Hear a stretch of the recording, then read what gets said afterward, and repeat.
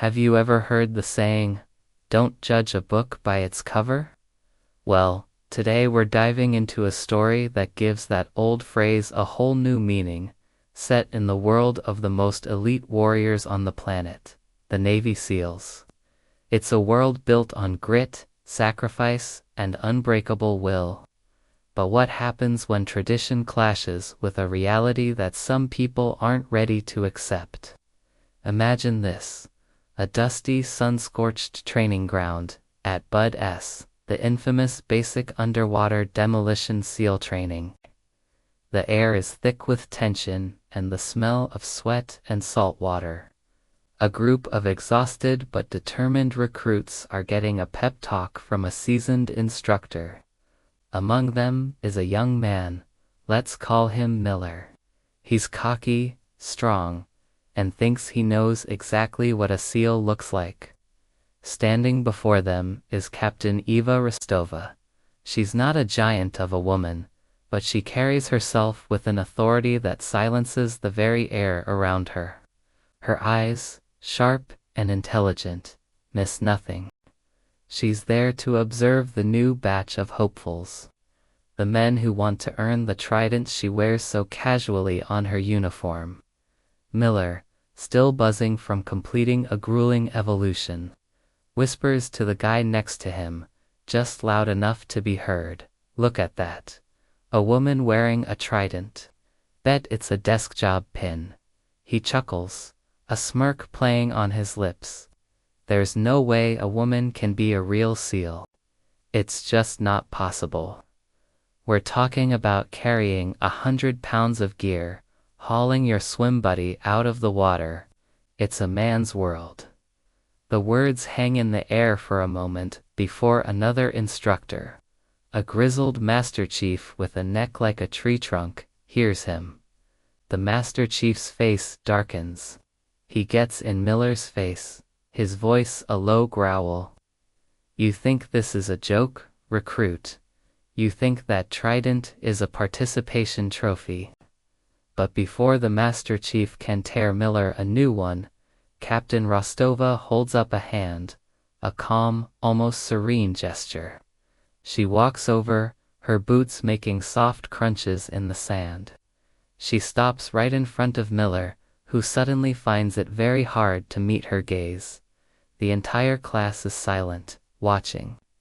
"Recruit," she begins, her voice even and steady, completely devoid of anger.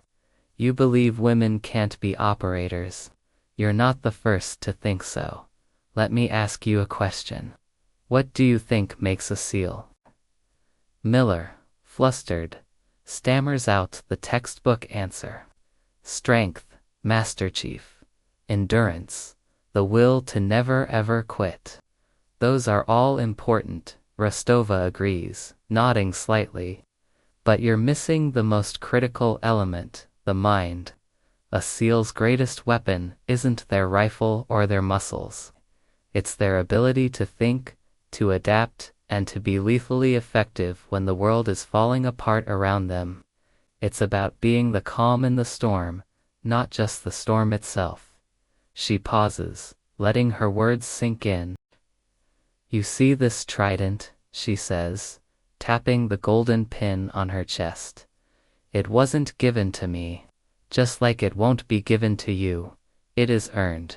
It's earned in the freezing surf, in the mud, in the dark, when every fiber of your being is screaming at you to stop. It's earned when you're scared, when you're in pain, and when you think you have nothing left to give, and you still push forward."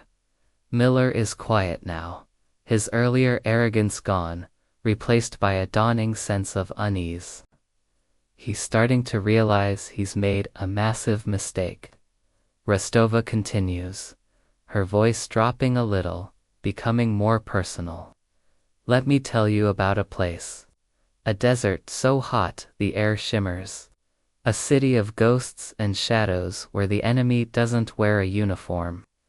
We were there for months, hunting a high-value target, a man responsible for countless deaths. My team and I, we were deep in hostile territory, outnumbered and outgunned." Her eyes seemed to look past Miller, seeing something far away. We got into a firefight that lasted for 18 hours. 18 hours, recruit. We were taking fire from 3 sides.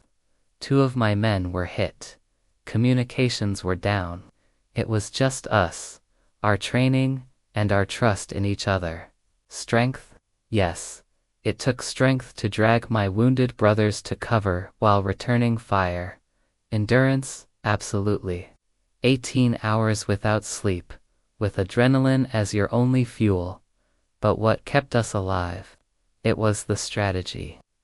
It was anticipating the enemy's every move. It was me, lying on a rooftop for 6 straight hours, motionless, watching, waiting for the one perfect shot. The one shot that would end the siege and get my men home.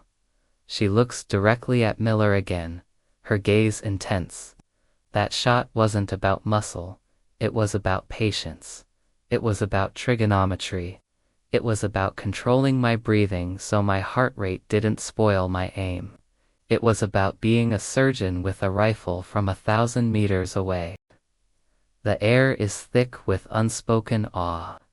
The other recruits are leaning in, captivated. This isn't a lecture from a manual. This is the raw, unfiltered truth of combat.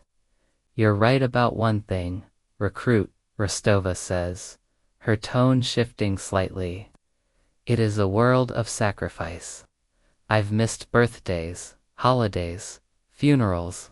I've seen things I can never unsee, and done things that I will carry with me forever. This trident represents all of that. It represents the teammates I've lost, and the ones I've saved. Then, she delivers the final, crushing blow to Miller's prejudice. She leans in closer, her voice now a quiet, confidential whisper that seems to echo across the training ground. You're worried about whether a woman can be a SEAL. You're worried about physicality. Let me put your mind at ease. Before I was asked to come here to evaluate your class, I was an active operator. And in my file, the one the admirals see, there's a number. A number that represents confirmed resolutions of hostile threats. That number is over 300. A collective, sharp intake of breath ripples through the recruits. 300. It's a number that is almost mythical. A testament to a level of skill and experience that is beyond comprehension for these trainees who are still struggling to get through a day of training. Miller's face is pale. The reality of who he was talking to crashes down on him with the force of a tidal wave. He wasn't just disrespecting an officer, he was disrespecting a living legend, a warrior whose combat record dwarfed anything he could have ever imagined. Rostova straightens up, her duty done. So, you can worry about whether I can carry a pack, or you can focus on whether you have what it takes to earn the right to stand beside people like me. The enemy doesn't care about your gender. They care about whether you're good enough to beat them. That's it. Now, get back to work. She turns and walks away, leaving a stunned silence in her wake. The Master Chief grins, a rare and fearsome sight. He looks at the humbled recruits and barks. You heard the captain. The sand is waiting. You wanted to know what a SEAL looks like. You just met one.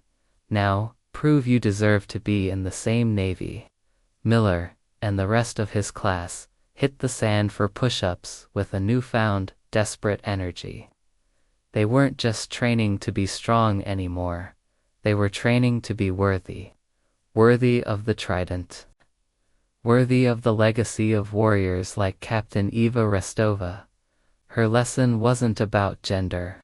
It was about the true spirit of a warrior, a spirit that lives in the heart and the mind, not just the muscle. And that's a lesson none of them would ever forget. What do you guys think? It's a powerful story about shattering stereotypes and focusing on what truly matters: skill, dedication, and heart. Let us know your thoughts in the comments below. Thanks for watching, and if you enjoyed this story, don't forget to hit that like button and subscribe for more. We'll see you in the next one.